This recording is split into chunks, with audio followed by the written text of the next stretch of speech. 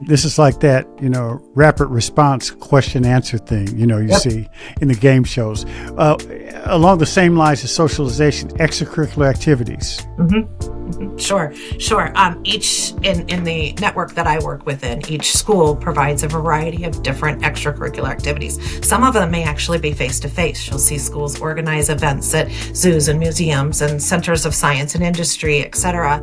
And then some are online and online opportunities such as chess club, Lego robotics, etc. So those would be considered extracurricular activities available for all students. We make sure the students that are within my purview are treated equally, have equal access, and then have the opportunities they need for success. So that may be perhaps there is a special education teacher providing some modification or accommodation so they can equally access that opportunity. So I started with some of the easy stuff. Now we're going to get there. We're going to get there. Okay, what about kids who may be struggling with the technology? Sure. I think let's define what the struggle of technology may be. And that is the role of what would be in most states called an assistive technology expert. Okay. And if the technology is a challenge for the student, they need text read to them. They need to be able to speak instead of type. They may need, again, back to the students that may need some different tools. They need a different mouse and a enlarged screen. We need to change the font color or the background color. That's the experts that are in the field of assistive technology's role to meet that student where they are and provide the tools that they need to be able to access the platform in an equal way as their peers. IEPs, that is something that really is the beginning point in terms of laying out a roadmap to making sure they have a really strong educational experience. We obviously have to follow the guidelines of IDEA, or the Individuals with Disabilities Education Act, and the IEP is one component of that. Our teachers develop IEPs that are driven to meet the students where they are. The language is going to look the same. If you have a goal that it's addressing reading comprehension, that goal is the same in the online setting as it would be in the brick and mortar setting. The delivery model may look a little bit different. We may be using a tool like you and I are right now between teacher and student to interact to meet those goals. So the IEPs are the IEPs. We oftentimes can transition the IEP from the brick and mortar environment directly into the online environment with a few minor changes done through the traditional IEP team process. So for example, if the student came in with a parapro that helped them transition in the hallway, well, the transition in the hallway is no longer necessary. So we'll meet as an IEP team and make a few modifications there. Assessments on an ongoing basis, how would the team stay on top of that in terms of monitoring the progress of the student? Sure. So multiple layers of assessments. Most schools will have a short cycle assessment administered perhaps 2, 3, 4 times a year for the entire school population, or grade bands of student testing. So the special education population will participate in that as well. And then many of the special education teachers used norm-referenced assessment tools specific for or meant to provide more frequent assessment toward progress toward IEP goals. There's a variety of products out there on the market, so it varies a little bit by school, as it should, and by student needs within that framework. But our teachers have access to the assessment tools needed to ensure students are making progress toward their IEP goals. See, Jenny, you're passing all the tests. You're doing good. Yay. So walk me through. And I guess it's hard because it really depends on the exceptional need, or but what's a day in the life like for a special needs student in an online setting? Sure. So you nailed it with saying it might be a little bit different for each student, as it should be. But there's a set number of hours or minutes per day that they're going to interact with their special education teacher, with their general education teacher, and that may vary by student. So you, Kevin, may have a child enrolled, and your son, your daughter may have their first live class connect or session with their teachers at 9 a.m. And that may be their third grade ELA course, and that's from 9 to 10. And then from 10:15 to 10:45, they meet one-on-one with their special education teachers to review comprehension or language that was addressed in that course. Then a little lunch break, some online activities, another hour or two back and forth between general education and special education. There's opportunities for our special education teachers and general education teachers to teach together, called co-teaching. There's times that students may be pulled out one-on-one. There's times that students may be pulled out in small groups. And there's times that students may be schooled in sessions with their special education peers for a predominant amount of the day. Again, it varies greatly by student.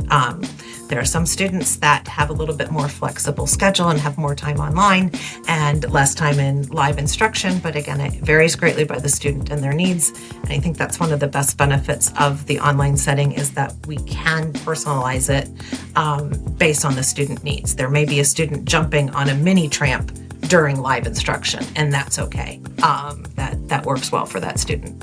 We've worked together for several years now, and one thing I've been impressed with in your role, which is a national role, is how you're able to pull different resources from different states, if need be, to help children and help service those needs in another state. So talk a little bit about your role and how you are able to follow the law,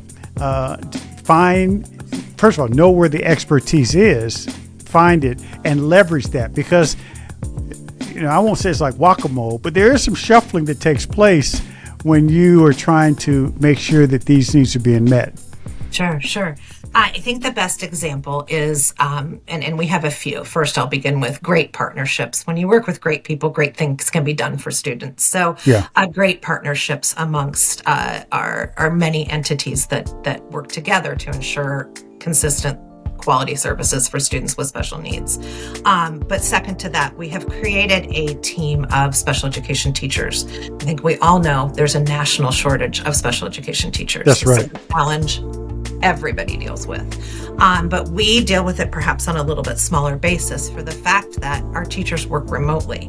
So a teacher that is licensed in Ohio could also be licensed in Nevada and Pennsylvania and Oregon and states that don't have a residency requirement. There are a few that have a residency requirement, but those that don't.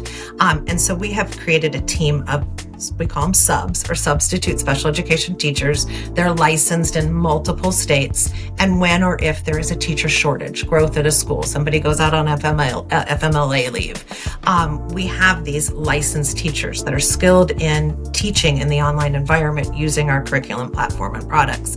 And they are able to seamlessly step in and serve those students. So by leveraging that location doesn't matter. It's the quality of the services. We're able to fill those gaps where others may have those continual challenges. I want to ask you about one particular category of exceptional or special needs, because parents in the K-12 Stride community have come to me as I visit schools all around the country, and that's the area of autism. And we've had several programs on this show related to autism, but so many parents, and I was surprised at first, but it became a consistent theme that I've heard around the country with our schools, that so many parents feel like that their years of struggle had changed when they got involved with the schools and the services under your leadership.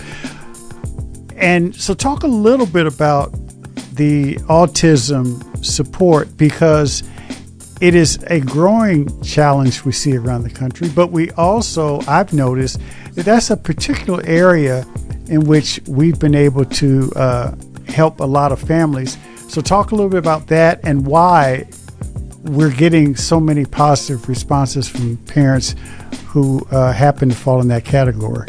Sure.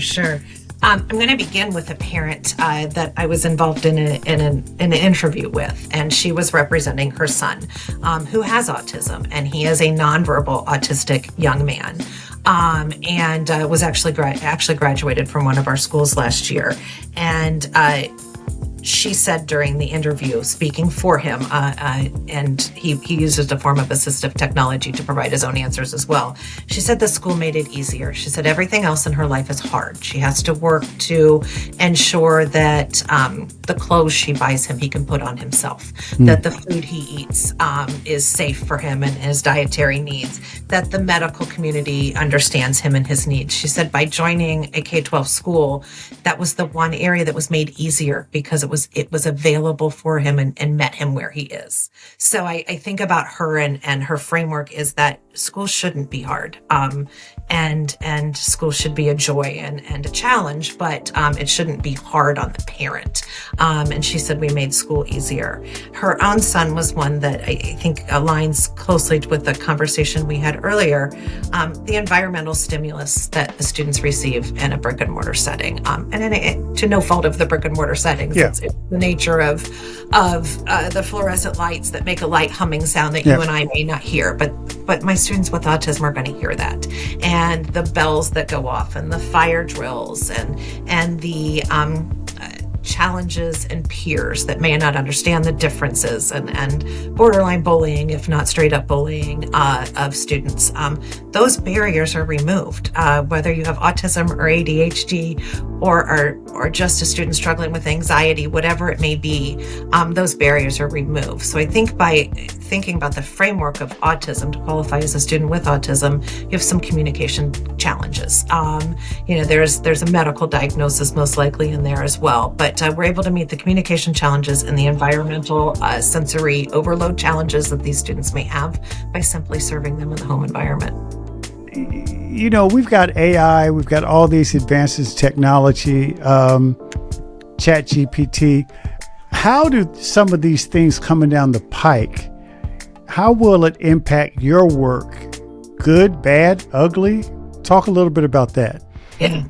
Thank you. That I was hoping you would go here. So 25 years ago when we talked about online learning for students with special needs, special education was a place or a space. It was the hallway down the room. And I worked hard with various different governmental entities to change the mentality of special education being a place or a space to a service, and that service can be delivered through tools like we are using now. So we've moved the mindset to a service, but the framework behind that is we still have documents, IEPs, 504 plans that define the minutes and type and frequency of service. So I'm still going to have to write an IEP today that says student A gets 30 minutes of speech one time a week and 45 minutes 4 times a week of special education instruction, reading comprehension. Whereas the tools that are being developed to serve this population are actually beyond that. They're creating an adaptive model that when that student is struggling, it sends a notification to the teacher live that says, Kevin is struggling with WH questions, and that teacher can drop in live and say, oh, Kevin, it looks like you're struggling with WH. The IEPs we write today are not geared for that. I'm still going to have to write that 30 to 45 minutes.